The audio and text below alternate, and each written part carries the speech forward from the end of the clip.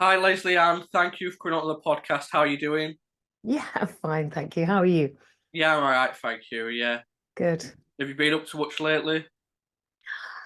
I'm actually writing another book at the moment, so I'm really busy on that. And I've had some time away doing research and interviews for that. So yeah, it never stops really. It's submit one book and then it's on to the next one. And obviously also I've been promoting my new Paul McCartney book. So quite often you find that books overlap in that way. Yeah, well, I've got your Paul McCartney book here, actually. Uh, Oh, thank you. no worries. Yeah, it's a great book. When you read a biography, you want to learn new things about the person and feel like you're there on the journey. And I think that book does both things brilliantly. Thank you very much. Yeah, it was a labor of love for me, that one, really. There was a sense that I was always building up to writing about Paul McCartney. I think I came in, well, I know I came in at Wings. I was too young for the Beatles. They were all over it by the time I woke up to music. So Wings was my entry into the Beatles realm. And I was a big Wings fan when I was young, and so discovered the Beatles backwards. And yeah, came to all their music after the fact, but got there in the end. What was the research like for that book?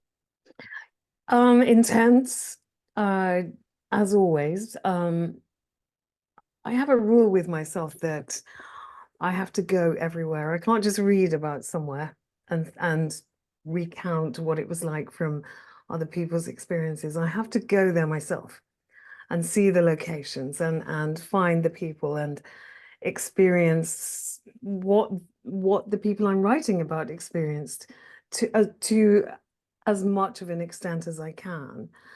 And it's always different. You'll read about somewhere like the Kintyre Peninsula or the Mull of Kintyre, as everybody insists on referring to it as, but it actually isn't the Mull of Kintyre. The place is called the Kintyre Peninsula, as you will know from reading the book. And it was a very different place from what I envisaged, which proves to me every time I do it that it's vitally important to go there and see things with my own eyes and to be able to describe them and experience them for myself firsthand. It's massively important, yeah. Yeah, I've read before that when you did the Freddie Mercury book, you thought Hmm. you knew him quite well with touring with him and Hmm. partying with him and stuff and being friends with him. And then when you spoke to people that were close with him, you learnt a lot of new things. Was that the same with this book? Yeah, although I had met Paul several times. I knew his wife Linda pretty well. We nearly did a book together at one point, which was going to be her story, her autobiographical account of what it was like to be a Beatle wife. But tragically, that didn't go ahead. It had the most amazing title. I'm so proud of this title. It was going to be called Mac the Wife. And I've had so many people have said to me over the years, why don't you just write it anyway? So, well, I can't, everything that needed to be said was all in Linda's head. Yeah, Tragically, she died in 1998. So it's inaccessible information and material now. It can't be written from Linda's point of view, but I think it would have been a really important book. yeah, definitely. Yeah. Since Cynthia Lennon wrote a couple of memoirs, contradicting each other, actually. It was quite interesting. You read the first one and then read the second one, and there was quite a lot in the second one that did contradict what was in the first one. So not entirely reliable, I suppose. Maureen Starkey never wrote anything. Olivia Harrison, to my knowledge, hasn't written anything. So I think it would have been a really important account, and it's probably my biggest regret in my career that I didn't get to write that book with Linda. Yeah, it's like looking at that time through somebody else's eyes, isn't it? Yeah, very much so. And a period of time that I didn't experience either because I wasn't yet born. So yeah, Was it yeah. Paul? You said in your autobiography it was Paul that stopped her from doing that, wasn't it? Yeah, he wasn't keen, and I knew pretty well at the time Paul's he's kind of his right-hand man, really, a guy called Jeff Baker. I used to work with him on Fleet Street when we both worked on newspapers. I was at the Daily Mail at the time. He was on the Daily Star, and we sort of did the same job. And people who wrote about music and artists for national newspapers in those days, we pretty much ran as a pack. You know, we were the same people. We went on all the same jobs. We took the same flights. We stayed in the same hotels. So we all knew each other pretty well. And Jeff went from that job to working for Paul as a personal PR, really. And so I had great access through Jeff because we'd been friends for quite a long time. And it was him who said to me, actually, Paul doesn't want her to do it. And there was a perception, whether he actually ever said the words or not, but there was a perception that he felt there was only one star in the family, Yeah, which of course was him. And yeah, at that stage, there weren't any others. You know, Stella McCartney hadn't risen to the top of the fashion designing tree at that stage, and Mary wasn't yet a photographer walking in her mother's footsteps. So Paul obviously had it all to himself at that stage. But yeah, Linda went on to do some magnificent things, didn't she? yeah. With Linda McCartney Foods, her vegetarian line, her photographic books, that kind of thing. And of course, she was the great matriarch of the McCartney family. But so she had a lot going for her. But she was a magnificent woman. She had a really bad press. The newspapers kind of reflected what the fans felt about her, which was that she was an American upstart, an imposter, that why did the last remaining bachelor Beatle have to go to her? Why couldn't he have married that nice Jane Asher? You know, there was all that nonsense going on at the time. And she was painted in a very unfavorable light, but actually she was an amazing woman. I was so impressed by her, and she was very kind to me. I'll never forget that. Yeah, still to this day, people blame her and Yoko Ono for the split of the Beatles. But as you say in your book, it was lots of different things that came together. Yeah, they'd run their course is really the truth. Yeah, If we can imagine what it was like to be a Beatle, and of course we can't really imagine that, but for those, that was less than 8 years, wasn't it, really? It was such an intense period of time. They went from being ordinary provincial boys who came from not very much to this global explosion that changed their lives completely and their perception of the world. But it was also like being in prison for them because they went all over the world, but they didn't really see very much because they were trapped in a limo or in a plane, or, you know, it was off the aircraft, go and check into the hotel, off to do the sound check, do the gig, be fed something, back to the hotel, the next day onto a plane somewhere else. They never had to think for themselves. They were conveyed everywhere. They didn't get to make decisions for themselves all that time. When they weren't on the road, they were in the studio, obviously where they were being incredibly creative, but with the help of George Martin, their producer at the time. And the schedule was so relentless that there was no downtime for them to develop as young men, as human beings. So what was really important for them, as soon as they all withdrew from the Beatles one by one, was to find themselves, to find out who they were. And of course, that had catastrophic effects on their mental health to begin with, which we didn't know at the time. But now that it's much more, is the word fashionable? I don't know that it is, but it's much more common to discuss mental health and to be open about how you feel and your emotions and that kind of thing, which was very suppressed in the 60s and 70s. It wasn't done to talk about those things. It's hard to imagine that now, really. But because of that, they bottled their feelings and they suffered as a result. And it obviously took them a long time to come down from being a Beatle. How could it not? When yeah. they'd gone from nothing to being the biggest band in the world, the most famous, most influential artists in the world, and arguably still are. Well, you mentioned the book that Paul had a mental breakdown, and it was Linda that kind of helped him out in that time. She did. I mean, they weren't long married, were they? In 1969, they got married that March. She had a new baby. She had a little girl, Heather, from a previous marriage. Paul recorded a solo album, which he did at home in his home in St. John's Wood, playing all the instruments, writing all the songs, and then went off and sort of recorded extra bits in the studio somewhere, not Abbey Road.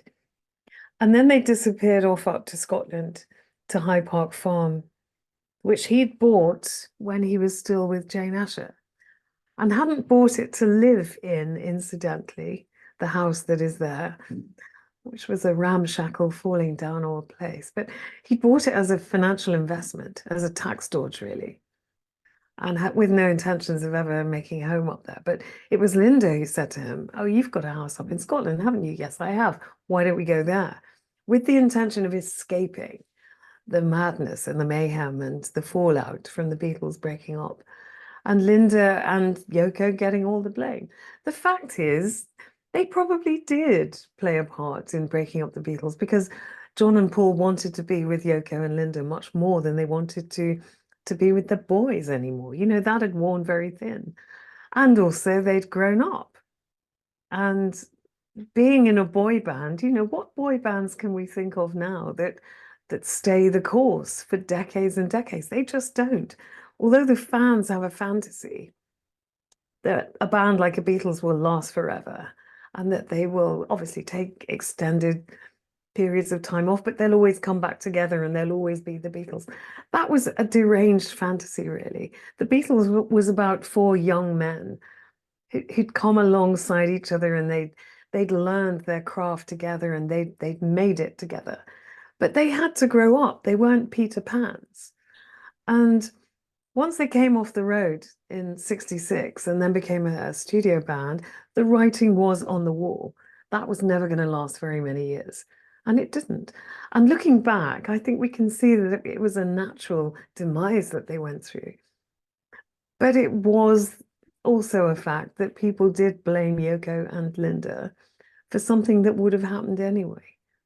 Yeah, exactly. In the book, you interview psychiatrists about like what their early tragedies would have been like with them both losing their mothers. What did you learn there? Sip of tea. It was very interesting because it hadn't occurred to me before until I looked at the dates. So Paul had lost his mum on the 31st of October, 1956. He met John Lennon at the St. Peter's Walton Church fete on the 6th of July, 1957. And then on the 15th of July, 1958, his mother, Julia, John's mother, Julia, was run down and killed outside Auntie Mimi's house where he was living. And he could see from his bedroom window that spot on the road where Julia died every day after that until he left Mimi's home, which is horrific. But it hadn't occurred to me that Paul and John met almost exactly between the deaths of their two mothers. They couldn't have known that John's mother was going to die. Obviously, Paul's mother had died when they met, but they couldn't have known what was going to happen to Julia. But looking back on that,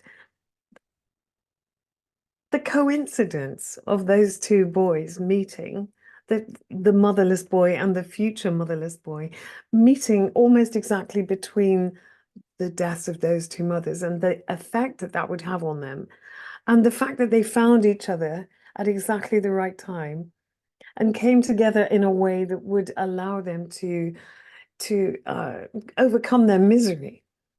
And John's misery was to come. Paul was already immersed in his, and was already a songwriter as a result. John was still playing covers, still couldn't really play guitar very well at all. Paul was much more accomplished. Paul was infinitely more disciplined. And it was down to Paul that John became the artist he did. Without Paul McCartney, arguably, John Lennon may never have made it. But it's very interesting that the psychology of that went on, it allowed them to become who they were. So the loss of their mothers was the making of them, which is quite a tragic observation, really, but it was filling a void. That's what their music and their creativity did for them. Yeah, they kind of needed each other at that time and helped each Mm. other in a way, yeah. Yeah, they did. What is it like researching a biography? How much time and effort goes into it? Wow. How long have you got? It's it's something I do to the exclusion of all else. I have people say to me all the time, how come we never see you? Or I'll go to a Christmas do, as I did the other day, and people say, well, I haven't seen you for 2 years. Where have you been? What have you been doing? Well, duh. Uh, to create something like this is to relinquish your real life. I've got three young adult children. Just gone back to university. She's reading for an MA. One works for a record company. The other is a musical theatre performer. I don't see them enough because I'm always working. And once I'm in, the research and the development period is quite an interesting time because I get to go all over the place. So I do a lot of reading to begin with. I do a lot of watching of documentaries and films. I do a lot of note making and taking, and I make lists of, I look for people who haven't been interviewed.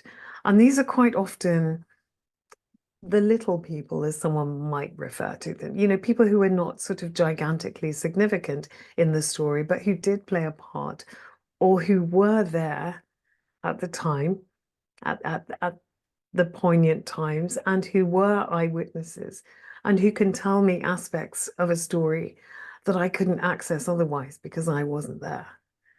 So that's where traveling to destinations, relevant destinations, is really important because you find people. I usually go with an idea of who I want to find, but you always invariably find other people. And then again, some other people kind of just come and dump in your lap. It's once you've committed to the project, this is an interesting, fascinating thing that happens to me anyway. I find once I commit to a project that suddenly the magic starts to happen. And I might have been looking for somebody for 6 or 9 months. And then once I'm in the throes of doing the particular book, they'll turn up. Once I've stopped looking for them, that kind of thing happens. It is weird, but it does happen. It's all consuming. It takes over your life. You have very little time for anything else.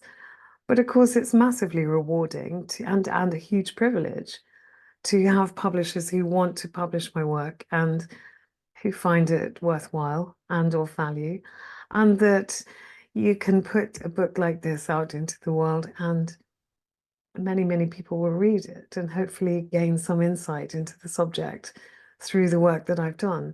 I never stop pinching myself. I always feel very privileged indeed to do the work that I do. Yeah, well, you're best known for your journalism and music biographies. Mm. Can you remember when you first really got into music and writing and reading? Well, I was taught to read by my mum before I went to school. So I have my mum to thank for that. Uh, the other kids were all sort of just learning in the class. So I was on the big books. I was allowed to go into the different section of the classroom library to choose books for people who'd already mastered the rudiments of reading. I wasn't on the basic Janet and John as we used to have in those days. So that was an advantage. My father had been a professional footballer and had broken his Achilles tendon when he was 24. And in those days, that injury was the end of it. That was career changing or career ending in his case. And he had to find something else to do to earn a living. So he just decided on a whim to go to Fleet Street and see whether he could find some work doing match reports. And one thing led to another, and he became a very well-known Fleet Street sports writer. And so I had a writer for a dad. And I was watching the process, which in those days was rather different because there weren't computers or technology. Nothing was digital. Obviously, it was all typewriters. He traveled with a portable typewriter with stickers all over. I thought this was so glamorous. That's all I wanted to have. And I remember one Christmas getting a toy typewriter. I think I must have been about 7 or 8. And I had this amazing toy typewriter with a little case that came down on top of it. And I learned to touch type on this toy typewriter. And this was it. I was going to be a writer. So before I even went to secondary school. And English was always my best subject. I was writing short books by the time I was 11, 12. I wrote a book about Christmas and all kinds of stuff. I've got whole exercise books. I've still got them, which are whole story length books, if you like. So I was already into writing long form. I knew that journalism would be very different, but I didn't go directly into journalism. I went to university, studied modern languages, and then I went to Capital Radio, a London radio station, as an intern, as we call them now. I think we called it work experience back then. So basically, you don't get paid for working for people there, and you learn on the job. That's the idea.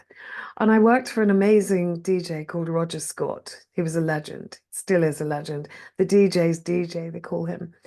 And I traveled quite a lot with Roger, and we got to interview all kinds of people. We went to America a few times. We interviewed Dennis Wilson of the Beach Boys a couple of weeks before he drowned. We went and interviewed Dion DiMucci in Florida, Billy Joel in New York, all kinds of people. And so I was learning interview technique from Roger, which was immensely helpful because it's not just a question of asking somebody a bunch of questions. You've got to know, you've got to do your homework. You've got to have, in the case of musicians, you've got to have listened to the albums, the singles. You've got to know the music. You've got to know the background. You've got to know who else played on those records. You've got to know who produced it. I was somebody who, when I first started getting my first albums, and all the information that was printed on the back of a sleeve, I could tell you the studio where that album was recorded. I know who the producer was. I know who made the tea, who drove the cars, who else they thanked. Sometimes they thanked drug dealers and all kinds of things. But I knew all that information because I pored over the written word on the back of albums, and I was fascinated by it all. So I think this was all stacking up to me going into a writing job that had something to do with music. While I was at Capitol, Roger Scott suggested that I went to see a guy called John Pash, who is an art director. He's still alive. He famously designed the Rolling Stones logo, the lip and tongue logo, the most famous rock and roll logo in the world. Yeah. And he was the art director at Chrysalis Records at the time. And he was looking for a new assistant.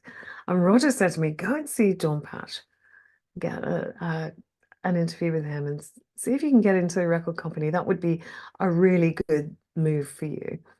And I did that. I got the job and I worked at Chrysalis for a few years. So I got to work with loads of great artists like Spandau Ballet, Huey Lewis and the News, Blondie, Jethro Tull, Special AKA, Fun Boy 3, all kinds of people. And they were really great days. A record company in the 80s was a brilliant place to work. And then Channel 4 television launched, and they were looking for a female presenter to co-present on screen with Nicky Horn and Gary Crowley, two DJs from Capitol. So back round to Capitol Radio. And then I got that job. So I was presenting this rock magazine show with them. And then the editor of The Sun saw me on television and offered me a column. And so I went to Fleet Street via a circuitous route and had my own column really young on a newspaper, and then was poached from there to the Daily Mail and started going on the road with bands. So this was what I really wanted to do, was hang with musicians, go on the road with them, write about their gigs. And that ultimately led to me writing biographies of artists. The first one was Freddie Mercury, as you Yeah. mentioned. Yeah. Was it when you met David Bowie that you realised you wanted to be involved in music journalism? I met David Bowie when I was really young. I was still at school, and he was a local hero. He lived in Beckenham in Kent, and I went to school in Bromley. He'd also gone to school in Bromley. And we first saw him in the library gardens in Bromley, just close to the market square that he wrote about. And he used to go and sit in the market square and not in the market square, in the library gardens, and play his acoustic guitar and sing. So that was our first exposure to him. And then because we were naughty little kids, we found out where he lived. And we used to get on the 227 bus and go to Beckenham and walk up Southend Road and turn up on his doorstep. God knows what we thought we were doing. Our mothers would have killed us. And we'd knock on the door, and we goes David in, and Angie would answer the door, and she'd go, "Oh, for God's sake, give us little signed photos and tell us to go home to our mums." And on that doorstep, in that front garden, were people who grew up to be Boy George, Susie Sue, Billy Idol, and us. You know, all sort of not really wannabes, but just massive fans. It was a really big thing to have a local hero, a musician like that. He wasn't yet quite famous, but obviously he did become so pretty quickly. He'd spent 10 years trying to be an overnight success, and then it all happened for him pretty quickly and then died away again and then sort of made a comeback in the mid-70s. So while we were at school, Top of the Pops was a huge, huge thing for us. You didn't dare miss Top of the Pops. It was on Thursday evenings, so just after tea time, and you had to see it. You couldn't afford to miss it because everyone in the playground would be talking about the artists who were on the night before when you went into the playground. And we used to make little groups. We'd pretend we were Slade and things, and we'd be a little sort of lineup, all pretending to play the instruments and being weirdos. Yeah, I think it was just a rite of passage, really. But yeah, I was always so. I'm not musical, by the way. Here's an interesting thing. It wasn't that I wanted to be an artist.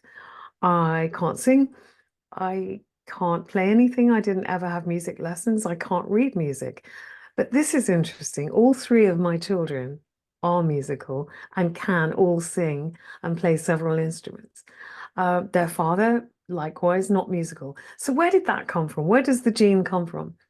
It fascinates me, Yeah, that is strange. Maybe it's, I don't know, actually, it is weird, that, isn't it? isn't it? Yeah. Yeah, yeah. I mean, I sort of always wished I had been musical, but in a way not, because it allows me to take a step back and I appreciate music in a different way from somebody who plays it, I suppose. I come at it from a different angle. Yeah. Lots of my friends are musicians, some of them really quite famous ones, and I go to as many live gigs as I can of all kinds of music. It's not just rock or pop music for me. It's any music moves me. I love choral music, church music. I love classical concerts. You know, pretty much anything. I went to Jamaica and I got really into reggae. You know, it's any kind of music. It just touches something in my soul. It just awakens me, which might sound corny, but it really happens. I still get the shivers up the backbone, to quote Johnny Kidd and the Pirates. You mentioned that your dad went into sports journalism after his football career. Did he give Yeah. you any tips in the No, journalism side? no, no. I mean, Dad was fine, feeling his way. Really. My father died 4 years ago, tragically. I Sorry miss for him that. ever so much. Thank you. Um, no, and I think I feel appalling about this now because I was never really that interested in anything he wrote because he wrote about sport and I didn't care about football. I hated boxing. I thought it was brutal. He went on the road for about 10 years with Muhammad Ali and saw all those amazing prize fights. He was at the Thriller in Manila and the Rumble in the Jungle and all those legendary fabled fights. And now I think what I wouldn't give to sit down with my dad and to talk through all those things and to really take on board his experiences. But likewise, he never asked me about mine. So we never really shared our professions with each other. But in the same way that I wasn't a fan of his writing because I just didn't care to read about those subjects, he was a fan of mine and he did read my work. He did read me in the newspapers. If I had a spread in the Telegraph or in the Times or something, he would be so proud of that. And that makes me feel guilty that I didn't reciprocate. But then he did write a book called On Boxing, which I've got still, and I do dip into it from time to time. And it's almost an autobiography in a way because there's quite a lot about his childhood in South Wales. He grew up in a mining community. His father and all his uncles, his father's brothers, were all down the mines, and they all came up out of the mines to go on to play football for First Division English clubs. So where did that gene come from? Again, their father never kicked a ball in his life. So, this this is interesting. It comes from somewhere. I don't think we really know enough about how inclinations and talents, how those things are kick-started. Um, Is I'm that what you sure try to find out within your autobiographies? uh, you can never find it out. It's Well, no, yeah. where did Paul McCartney's songwriting talent, his musical performing talent come from? No one knows that. His dad he had a band, didn't he? A jazz band at one point. His mother was a midwife, a community nurse. I suppose, yeah, his first instrument was a trumpet, which he returned because he wanted a guitar, because in the 50s, everybody was playing guitar and they all wanted to be Chuck Berry and so on. Um, so there must have been some gene there that passed down from Jim McCartney to James Paul McCartney, but scientists can't tell us what that is. We are no closer to understanding that process than we were 50 or 100 years ago. Yeah, yeah. You wrote just back on to David Bowie, you wrote a biography on him. How did that come about? He died in 2016, and I remember I get up really early. I was up that time. I still had three children at school.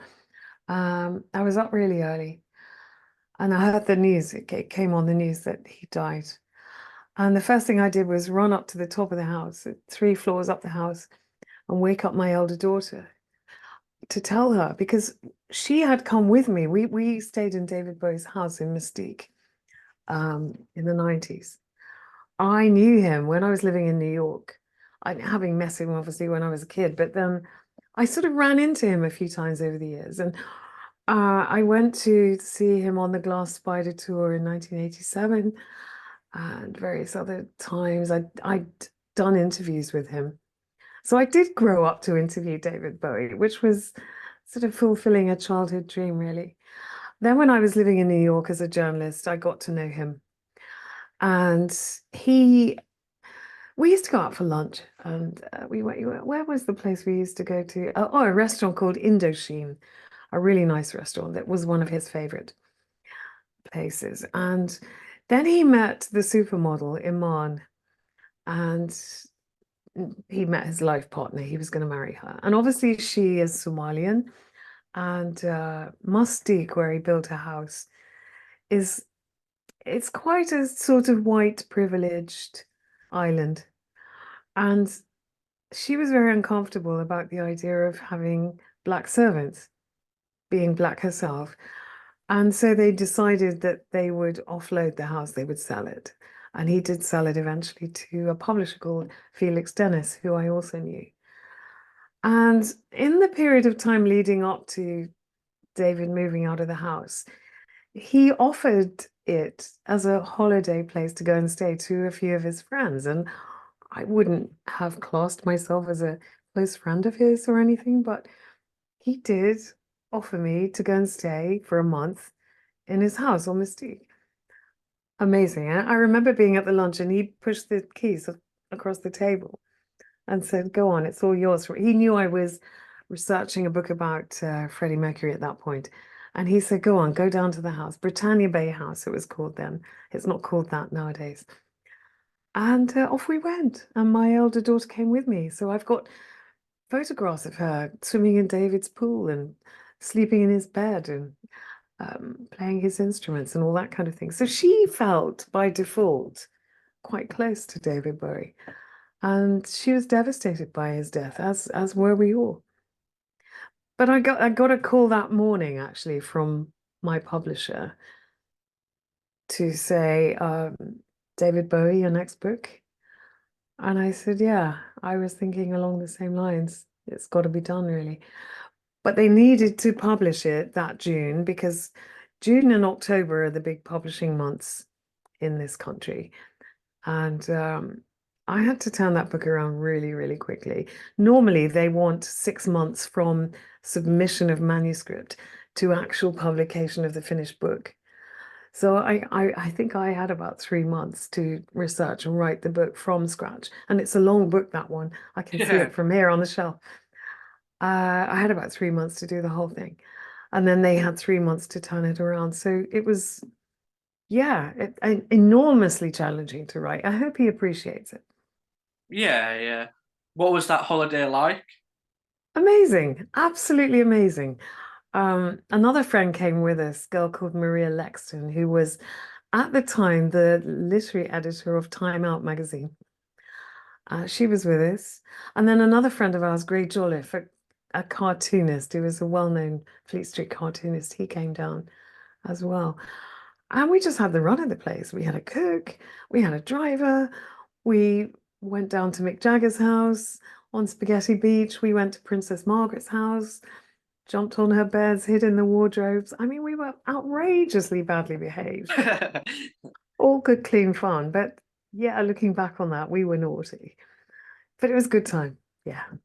You mentioned before through work, was it work at Chrysalis Record? You interviewed a lot of different acts. Is What?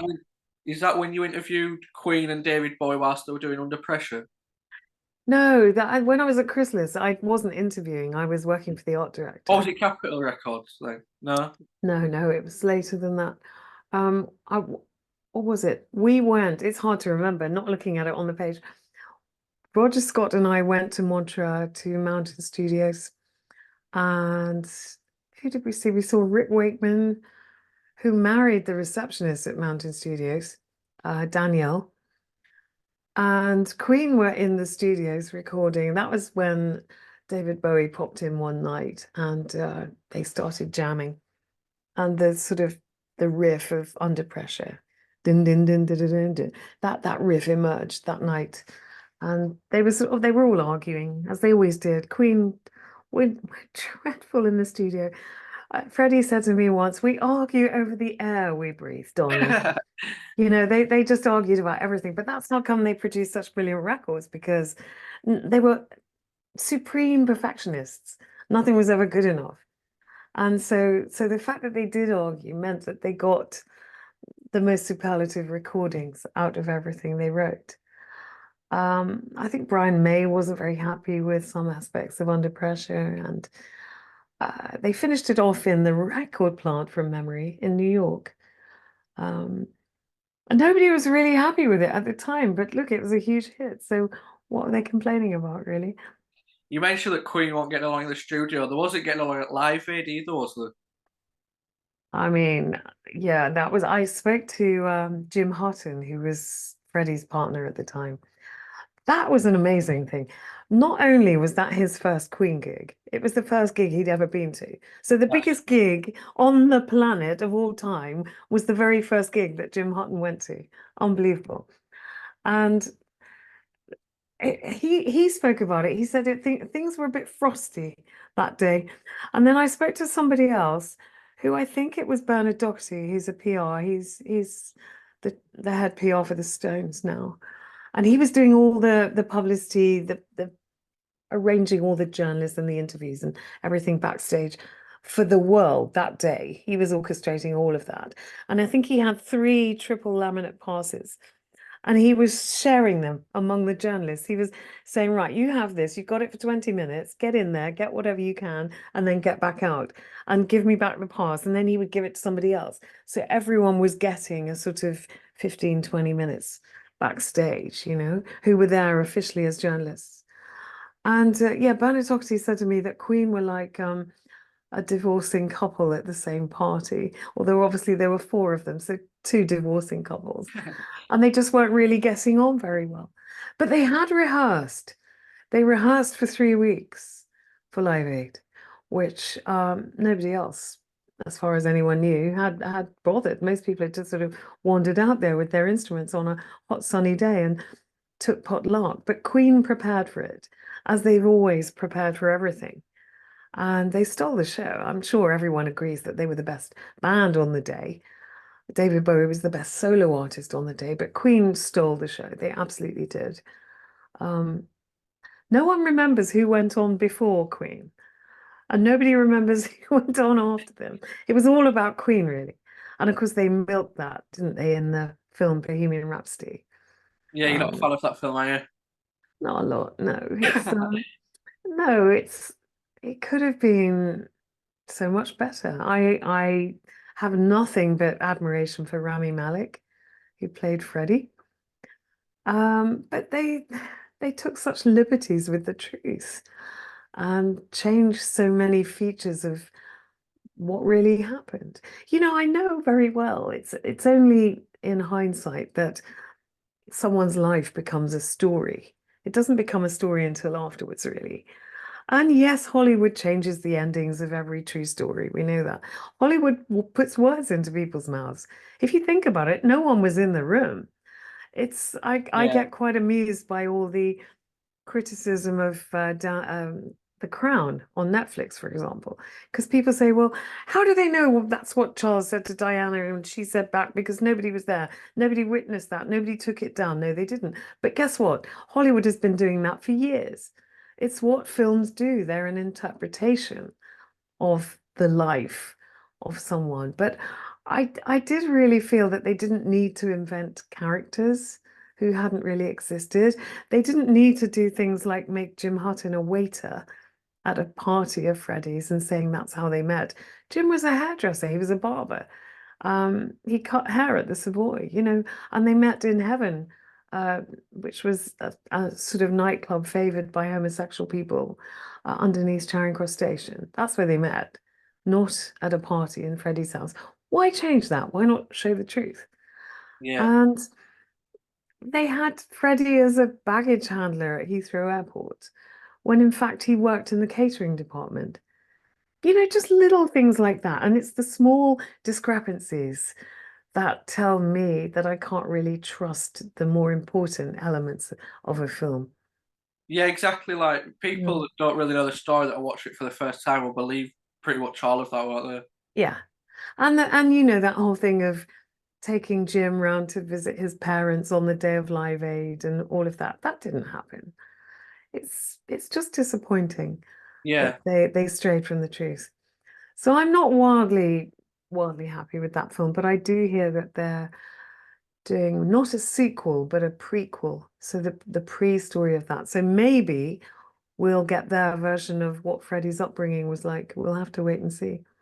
yeah. Is there a lot of obviously you know more than pretty much most people, but is there a lot of inaccuracies in that film, like more than there is truth? Yeah, there are lists. I'm sure you've seen them. There are websites which detail all the untruths and the discrepancies. Um, dates that were wrong and release times that were wrong and things like that. And yes, I know Freddie was 45 when he died, and a feature film is two and a half, 3 hours long maximum. You can't fit 45 years of someone's life into that time frame. So you've got to leave things out, but you don't have to put things in that didn't Yeah, actually happen. yeah, exactly. Yeah. Just my humble opinion. No, I agree. I agree. You were friends with Freddie. What was he like? Freddie was an enigma. He was very different as an artist than he was as a person.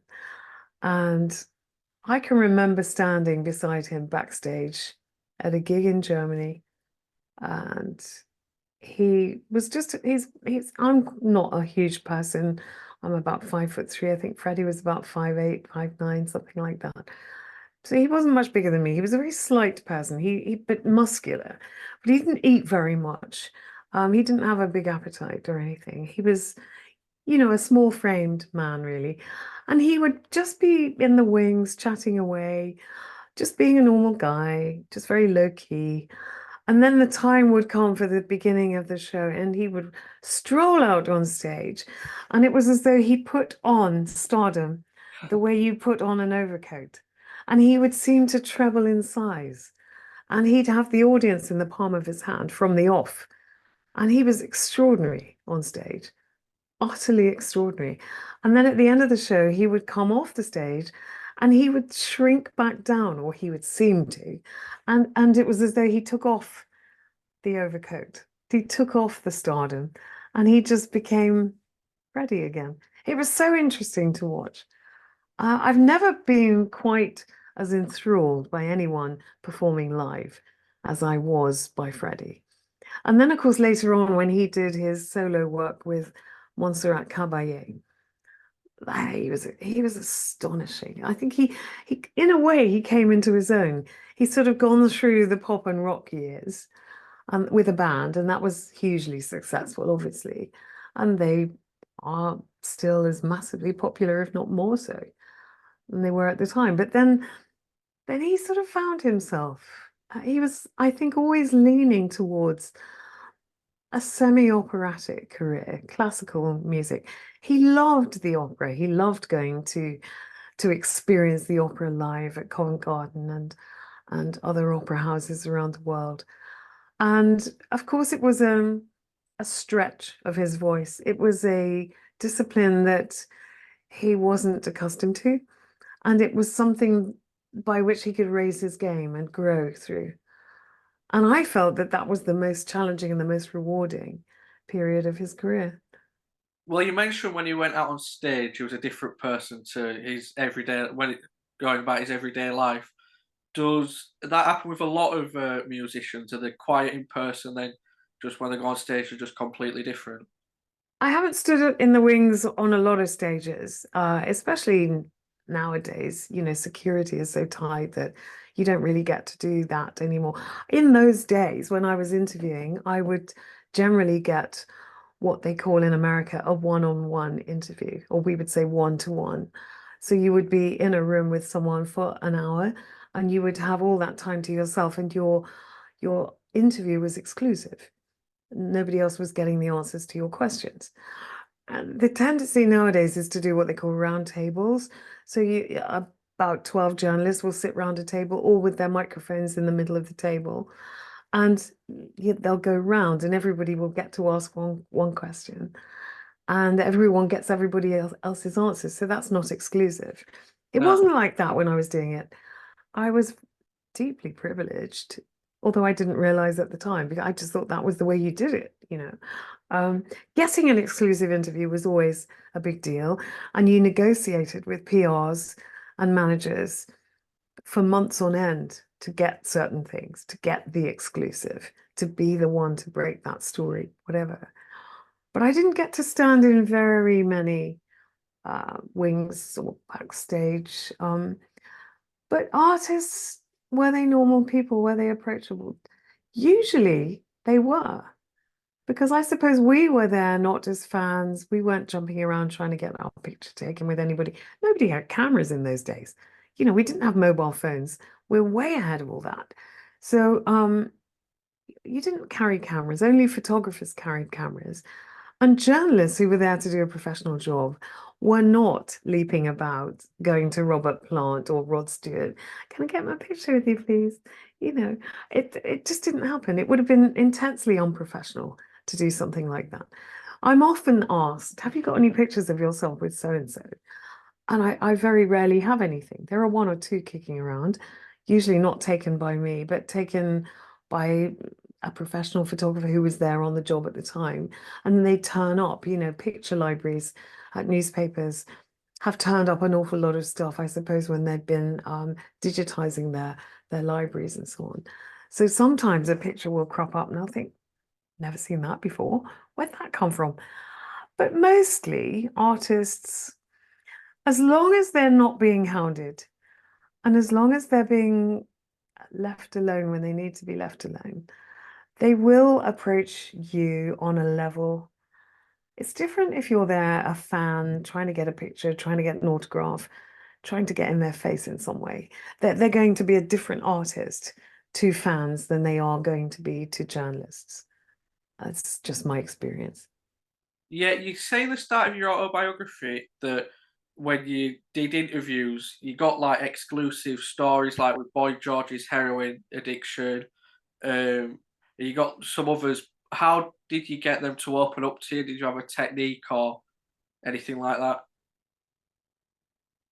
It's completely inherent, is the answer to that. I have always been someone who people tell things to, and I was aware of that from a very young age. I would have a grandparent confide in me or a cousin, or before I really understood that that was a quality, something that I should develop. But I've always been somebody who people tell things to, really very personal things. Somebody who's troubled would often come to me to confide something. And it was only really when I was on Fleet Street that I realized that this was a useful tool, actually. And I never had to work it. I never had to wield it. I always had the killer question, the thing that I wanted the answer to that would give me the headline that would make the story. And I used the Columbo technique, which was Columbo. I don't know if you are aware, the long-running TV I've series heard of it, about the but I read yeah. you think in the autobiography when you go to the door and turn around. Yeah, it's the Yeah. American cop, and he was very sort of shambolic and gave the impression of being not a very good detective. But and the interesting thing about Columbo is it always opened with the killer. You knew who'd done it, and then the program told the story of how Columbo finds out, how he works out, although of course he knows from the off, but how he sets about piecing the story together and how he proves it. So he would always go, he would pitch up at inopportune moments on the doorstep of the suspect, and he would ask all these innocuous questions, and they'd think, oh, well, he hasn't got a clue, I'm safe. And then he would go to the door, he'd thank them very much for their time, he'd go to the door, he'd open the door, and then he'd turn it back to them and he'd say, yeah, just one thing. So the Columbo technique in journalism involved sitting down, doing the interview, asking all the routine questions, and then they hadn't spontaneously come up with the thing that you went for. So you thank them very much for the interview, and you go to leave, you take all your stuff, you open the door, and then you go, just one thing. And then you ask the question, because at that stage, they can kick you out. They can call the PR, they can lose their rag, they can get very upset, or they can say, come on, sit down. You've asked, so I'll tell you. And that would be my headline question. That would be the thing that guaranteed the front page or a double page spread in the paper. And it all rested on having earned their trust, having not upset them with stupid questions about the latest girlfriend that they've been seen out on the towels with, or what happened to this child, or what was the argument about in the studio over X album or whatever. You didn't wind them up. So you'd had a nice interview and you'd earned their trust. And then they maybe sometimes would feel obliged to give you the answer to the killer question. It didn't always work, but I would say 7.5 times out of 10, it did. Are you glad you didn't use it on Richard Gere? Yeah. Oh my God. Richard Gere. Oh, we didn't like each other, Richard Gere and me. It happens very rarely. I'm a people pleaser, really. I like people. I like talking to people. I love listening to people. I'm very interested in other people's lives, genuinely interested. People from all walks of life. I can't get enough of people, really. And I was sent to do this interview with Richard Gere, and we just, he didn't want to do it. So he was in a bad mood. And we just didn't like each other on site. It was hate at first sight, I suppose you would call it.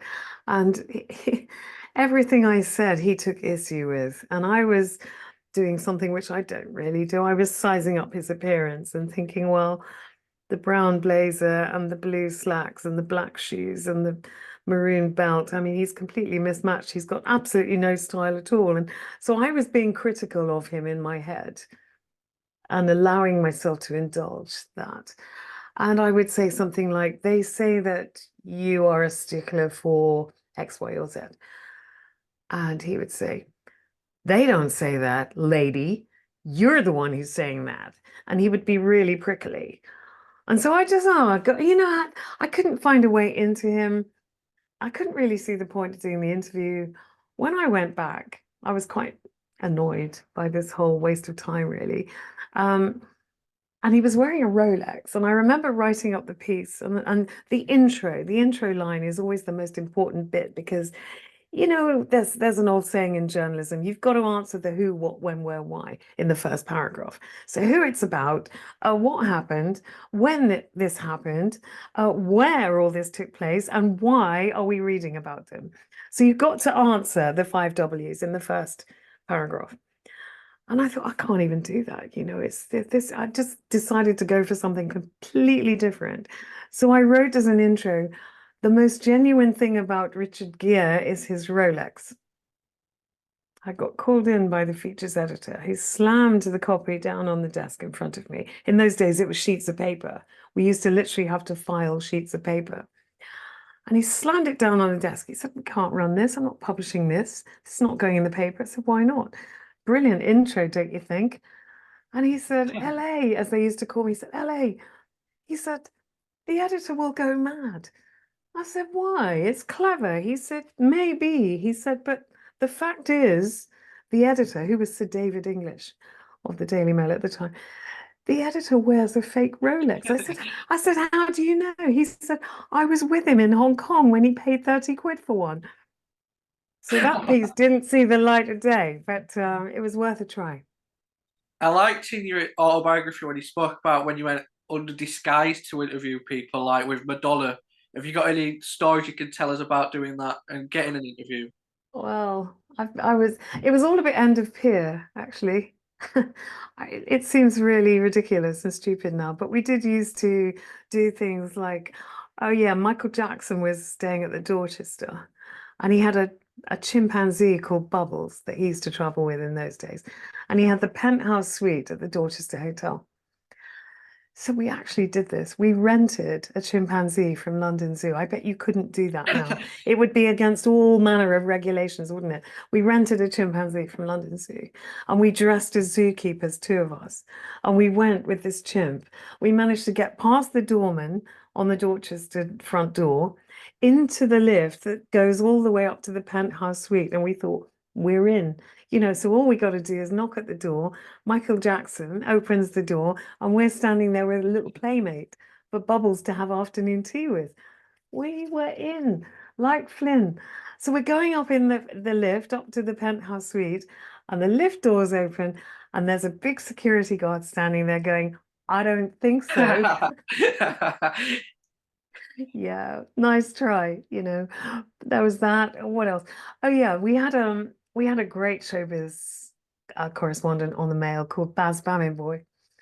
He was a great big guy, and it was Elizabeth Taylor's birthday. It was a big birthday. It must have been her 50th or something.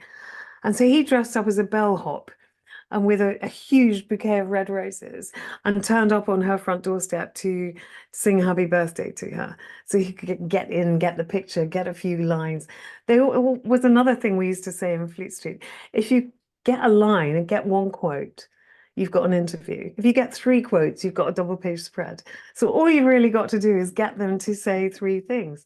Three questions, three answers. You can build that into a double page spread. And that's what Baz did. Madonna, she was in London, also staying at the Dorchester. It must have been 1987.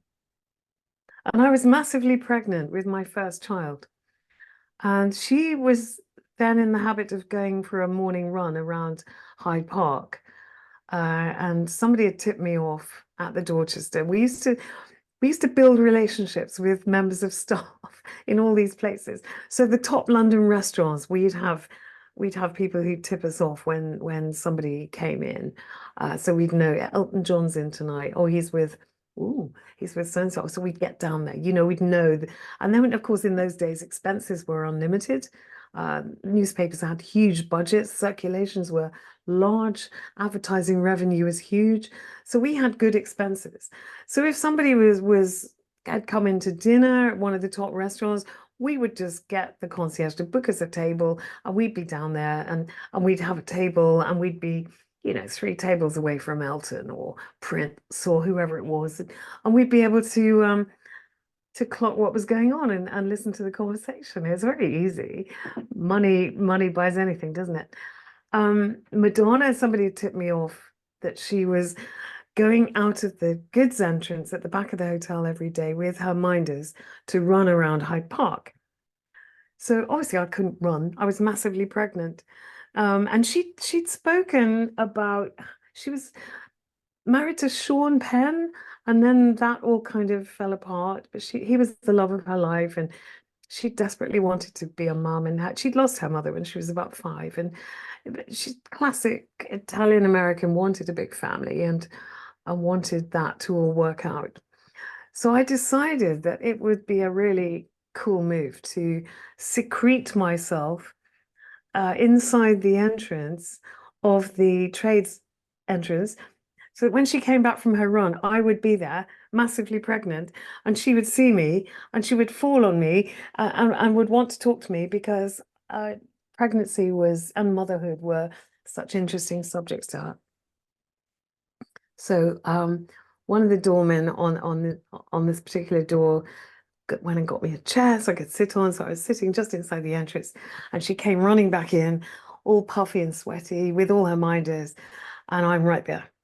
So she's like, oh my God, are you okay? And and she said, oh, can I feel it? The bump. People have Yeah. got this obsession with feeling the bumps of pregnant women. But I mean, it's Columbo all over again, isn't it? It's like, use what you have. So I'm there with a bump, and Madonna wants to feel my bump. I'm not going to say no. So she knelt down, and she was asking me all kinds of questions. When's it due? How do you feel? What kind of pregnancy have you had? Do you know what you're having? Is it a girl or a boy? Where are you going to have the baby? All of this. We were just chatting for about 20 minutes, and the minders are all kind of, peering at their watches, and she had to be somewhere, and she's going, shut up. Just give me a minute, give me a minute. And by the end of this, we're like best mates.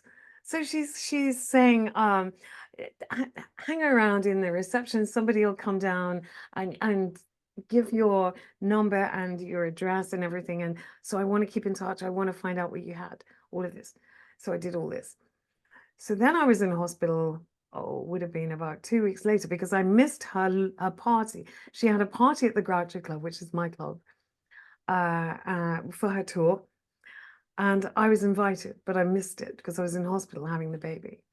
And a day later, an enormous bouquet of flowers arrived to the hospital, about the size of my bed.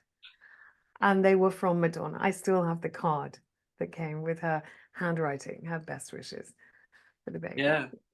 She was enchanting. She was just a lovely young woman who was being the queen of pop, a globally fated rock star who just wanted to be a mum at home with some kids. And, obviously she fulfilled that ambition to some extent. She did marry Guy Ritchie, didn't she? Had a couple of kids with Guy Ritchie. She had Lourdes, as she calls her, with Carlos Leon, a trainer, and she's adopted several children since. So now she has this incredible rainbow family, and she has created what she couldn't have otherwise. Somebody in her position can do anything they want, really. And I imagine, I haven't seen firsthand, but I imagine that she is the most incredible mother to all of those children, and she will put them first in every situation. I really liked her. Again, this was somebody who had astonishingly bad press at times, and she had that shock factor, didn't she, that people like to tear her to shreds over. But deep down, there was a mummy inside, and that was the woman I met at the back door of the Dorchester Hotel that day in London. Yeah. Well, people see rock stars and like they want that life and stuff, but they don't really get any normality, do they? Like you say, she couldn't really have. Well, she could have kids, but it like Stevie Nicks when you interviewed her, she couldn't really have any because of her career, could she? Well, a bit of a lame excuse, wasn't it, really? Yeah, I mean, Stevie sort of almost made a second career in having abortions, didn't she? It's very controversial now. I mean, she told me that Mick Fleetwood had made her have 4 abortions because she couldn't go on the road with 4 different fathers, 4 different relationships. Oh, you can't go on the road pregnant not having that. The idea of a band leader enforcing abortion on a female band member is horrific Yeah, it's now. bad, really, and when you think about it. It is horrific. And I think when I was in the early 90s, 94, I think I wrote a piece about that. I did an interview with her at her house in Encino in LA. And she was talking about all that and imagining what would it be like to have all these little children running around me now, and but very matter of fact about it, very sort of, oh well, that's what happened. I would have had to give up so much and it wouldn't really have worked. Now, when I read that piece, which I have done recently for another book that I'm working on, my blood runs cold. And I think, why wasn't there more outcry, more of an outrage at the time? I think, the pro-life movement in America is very rife, isn't it? They changed laws on this. They've made it impossible for women to have abortions in certain states in America.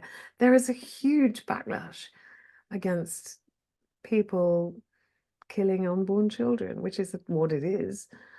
Why was there not more of an outcry at the time over that? And I wonder how she feels about it now. Yeah, exactly. Now she's older and stuff. Yeah, but she's 75 now, isn't she? Can't have Yeah. children now. And she must think about it from time to time, that she could Oh, have had her own dynasty. yeah, definitely. Do you think it's different for a woman in that business than it is a man? I don't want it to be. I absolutely don't want it to be. But if if if somebody asks you who are the sort of top 10 touring bands on the planet, they're going to be primarily male, aren't they?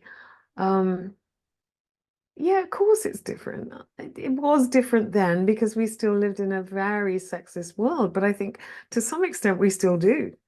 Yeah, And the fact that it was always okay for young female groupies to throw themselves at male rock stars for sort of one-off encounters, and then they would move on to the next town or the next city, and there'd be another bunch of them backstage. And it was all so seedy, really. And then, I mean, I always come back to this. How was it possible that Bill Wyman, the bass player of the Rolling Stones, was able to have a relationship with a 13-year-old child mm. and stay out of prison? How was he not prosecuted for that? How did he not go down? Why is he still free? Well, I wanted to ask you about that. 'Cause you was in that friendship group, wasn't you, when they Mm, first started dating?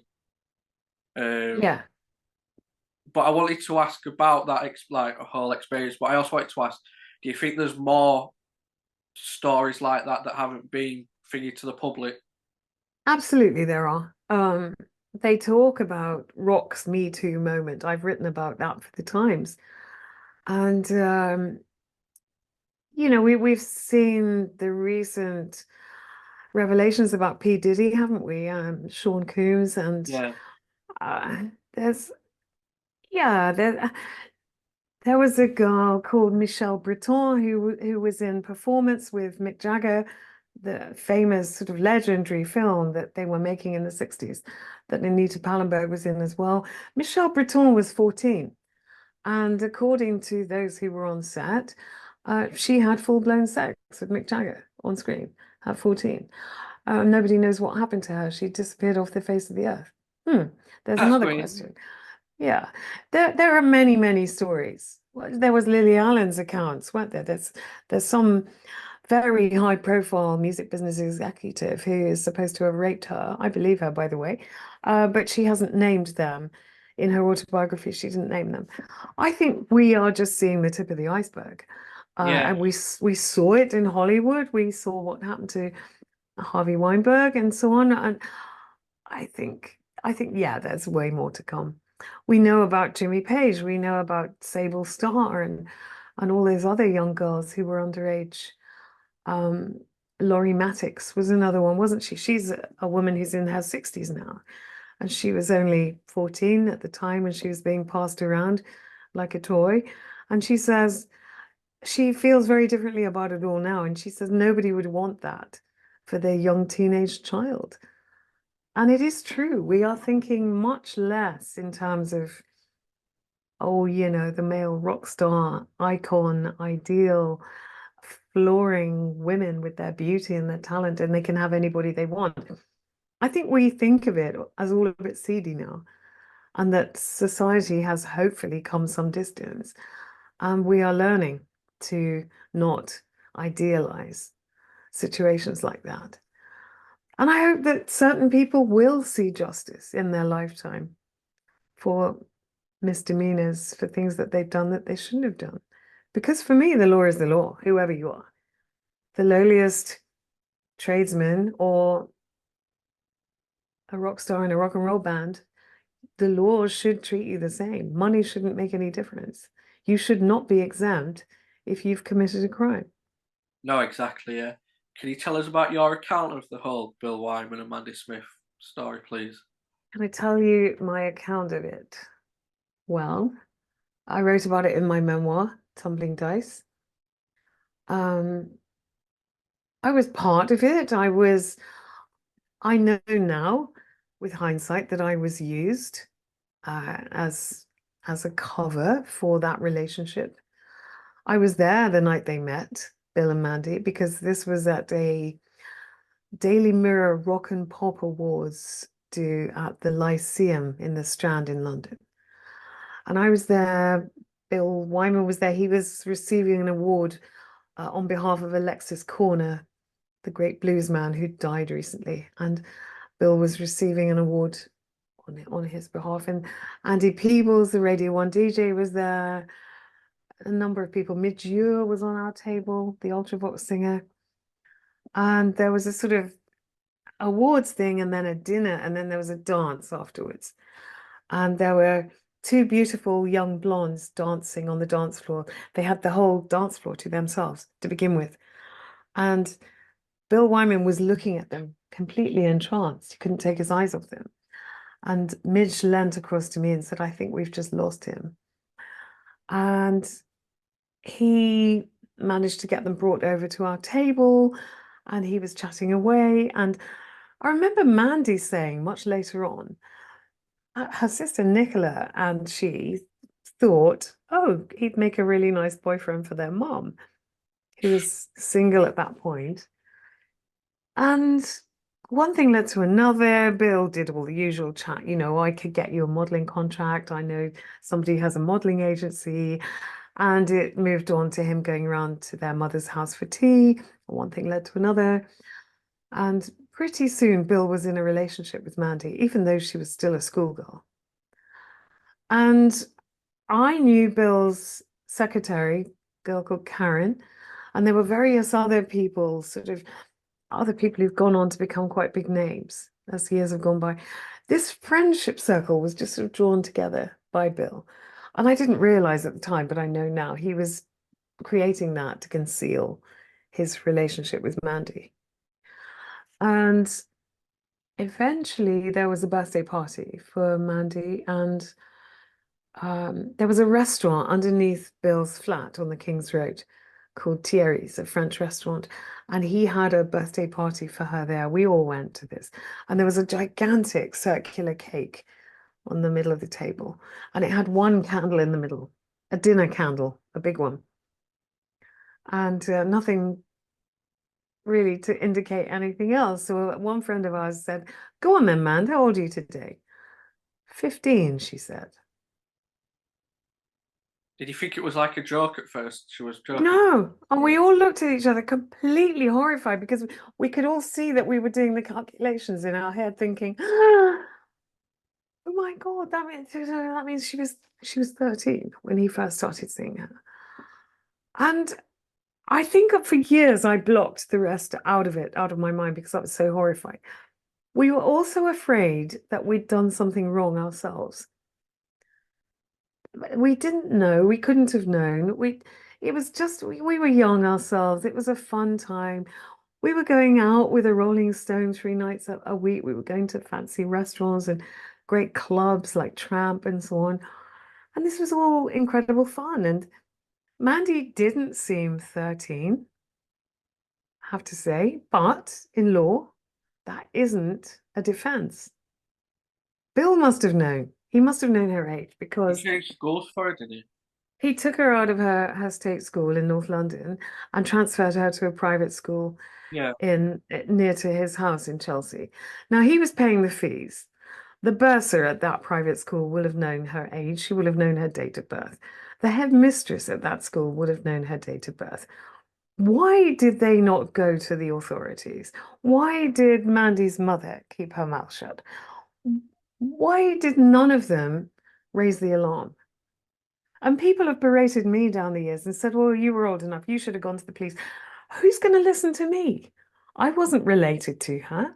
I wasn't part of her immediate circle. I was just a friend.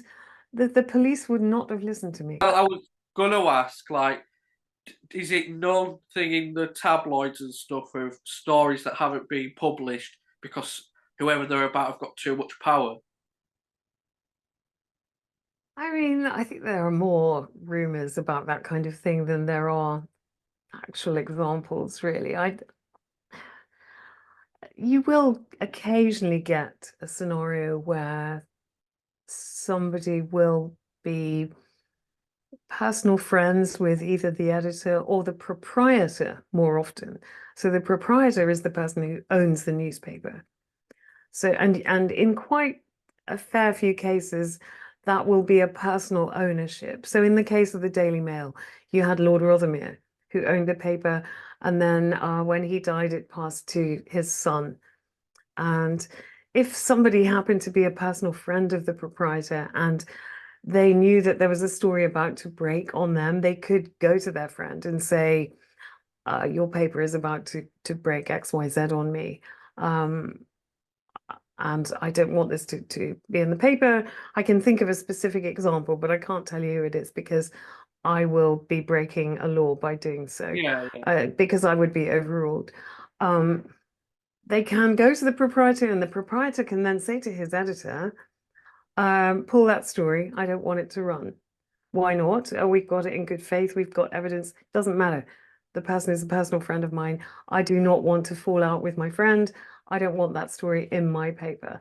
And the proprietor will have that power and that final say, for sure. Oh, yeah, that kind of thing does happen. Are we okay to just finish off with some quick fire questions? Mm. Your favourite interview that you've done? Oh, wow. Gosh. The trouble with asking me favorites is that it changes all the time, depending on what else I'm involved in, or I might remember one thing one day, another thing another day. Can I really say what is my favorite interview? I think they're all my favorites in a way. I couldn't possibly give you a single example. Every interview is another opportunity to find out more about the person, especially if it's somebody I really admire. Um, Generally, I don't spend too much time interviewing people I don't admire because it would be a waste of time. But I do remember doing a hilarious interview with Liza Minnelli in New York, who I absolutely loved. And I did end up singing with her, even though I can't sing a note. Which, yeah, I suppose Frank Sinatra was another one because Frank Sinatra famously never gave interviews. And it was his, I think it was his 75th birthday. They were doing a big do in LA. There was a Society of Singers award thing happening with Ella Fitzgerald beforehand. And then there was a birthday party for him. And I was told to get into the party. I wasn't invited. I was told to go to LA, crash the party, and get an interview with Frank. How? Okay. I had to pull some favors with some PRs to get myself into the room. And that was the best they could do for me. The rest of it, I was on my own. So I get all dressed up. I go to this hotel, fancy hotel, can't remember which one in LA. It's a long time ago. And my mission is to get myself in the face of Frank Sinatra to ask the three questions. And out of the three answers to my three questions, I can then write a double page spread. This is the mission. So being quite a small person, and I was quite skinny and weeny in those days. So I managed it, this room was absolutely packed.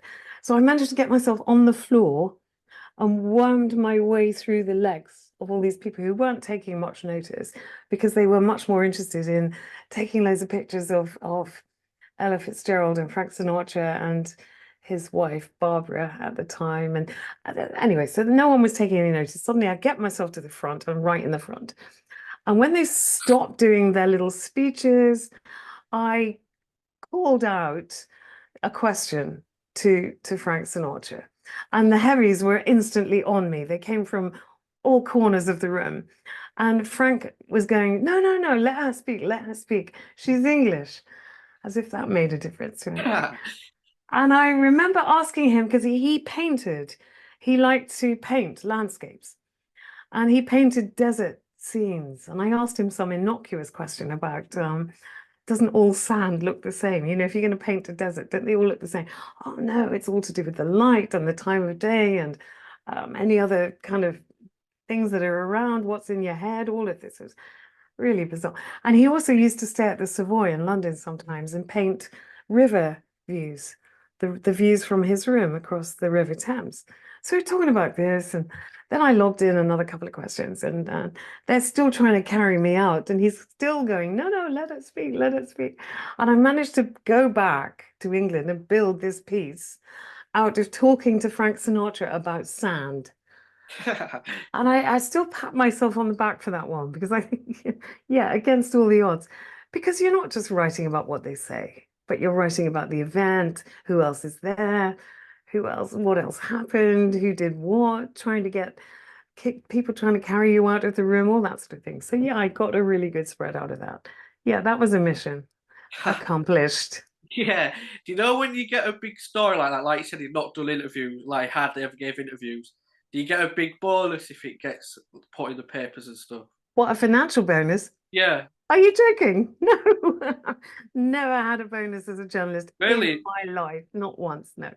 I thought you Not would once. before. No, not at all.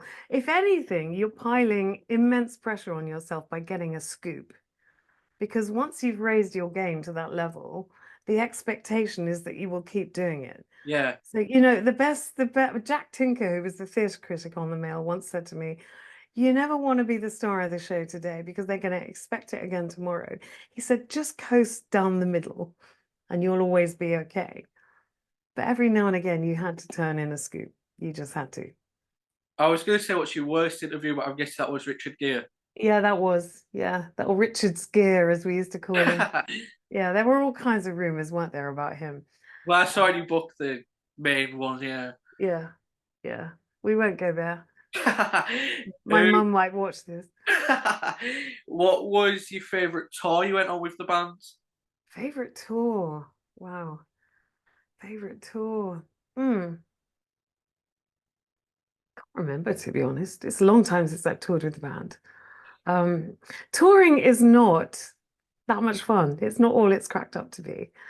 It's one load of upheaval, really.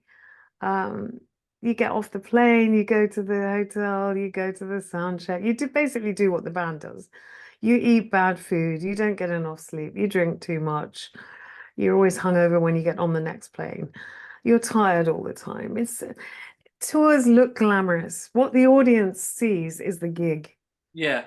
All the other stuff, which takes up 70, 80% of the time, is so tedious. Do you think that's why a lot of musicians get addicted to drugs to keep them going on I tour? think so. I think they've got to stay awake. That was the reason they all started taking cocaine. I've Yeah. never been a drug head. I did my share of champagne, but um yeah, they get a lot of them develop fear of flying because they fly way too much. So that isn't good. And eventually most of them just get bored with it.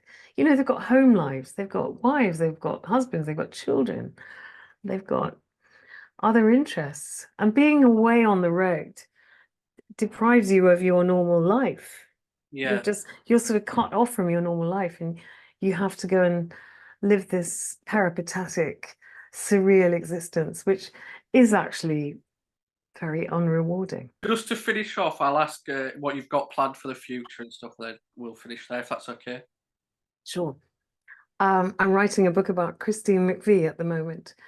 Obviously the other female singer in Fleetwood Mac, the one who wrote so many great songs and is known globally for her ballad Songbird. It's a very sad story, actually. Yeah, I've been working on that for about 6 months. Did all the research and the interviews before that. I'm getting very close to deadline on that one. And I'm also working on a memoir of it. I'm ghostwriting it for him, Brian Bennett, um, who was the drummer with the Shadows, the backing band for Cliff Richard. But again, a very sad story, a very tragic but ultimately uplifting story, really. I mean, the Shadows before the Beatles came along were absolutely enormous, and they still have a huge fan base all over the world. You may not think it. They're in their 80s now, but Brian had been trying to write his book for some years and couldn't do it. It's unsurprisingly, it's a very big job for people who aren't used to writing. And most people find that they can't do it and they eventually need to engage the help of somebody who writes professionally. So that's why I'm doing that for him. It's called Chasing Shadows. It's a good title. I think he'll do very well with it because we're getting so many inquiries from all around the world about his book already. And he's got thousands of photographs, really good pictures. He's worked with everybody from Eddie Cochran upwards. It's a real slice of rock and roll history. Yeah. Yeah. Well, thank you for coming on the channel. It's been an honour to speak to you. If there's anybody watching, make sure to buy the books. It's a brilliant read. Thank you. Thank you very much. And If anybody wants a signed book plate to stick in their copy of the book, they could go to the address on my website on the contacts page. There's an email address there, and write to Aurora Benting, who assists me, and leave your name and address, and we can send you out a signed book plate for your copy. have you got a social media or anything where people can find you? Yeah, I'm on Twitter, or X as we call it now, at LAJ Writer. And yeah, I'm on Facebook as well. But yeah, I've got an Instagram account, but I just never use it. I'm terrible. You've got to write sometimes. Um, doing those social media things, it's a full-time job, really. So I tend to engage in them quite heavily when I'm promoting a new book, which has just been published. Otherwise, I'm squirreling away at my desk, actually writing the words. Yeah, yeah. Well, this will be Yeah. going on YouTube hopefully tonight or tomorrow, so I'll put it on Twitter and stuff and send you the link. Yeah, let me know and I'll retweet it and stuff. But it's been lovely to talk to you. Thank you very much for having me. And happy Christmas and New Year. Yeah, you too. Thank you Thank for your you. time. Thank you. Yeah. Have a good Okay, Christmas and New Year. take Bye. care. See ya. Bye bye. Bye.